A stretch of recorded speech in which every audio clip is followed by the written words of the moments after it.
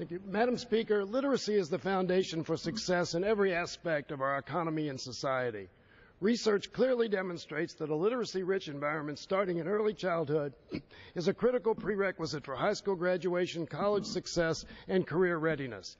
But according to the National Assessment of Educational Progress, 2/3 of all 4th and 8th graders do not read at a proficient level. Underachievement in literacy at all educational levels contributes significantly to our nation's high dropout rate, which costs the country hundreds of billions of dollars and squanders the potential and contribution of each student who drops out. That is why today, along with my colleague, Mr. Polis, I'm introducing the Literacy Education for All Results for the Nation Act. The LEARN Act provides a strong federal investment for states and localities to develop and implement comprehensive literacy plans for children from birth through 12th grade. Madam Speaker, I urge my colleagues to join me in supporting the LEARN Act to help ensure today's students are prepared to lead the workforce of the future and keep our nation at the forefront of the global economy.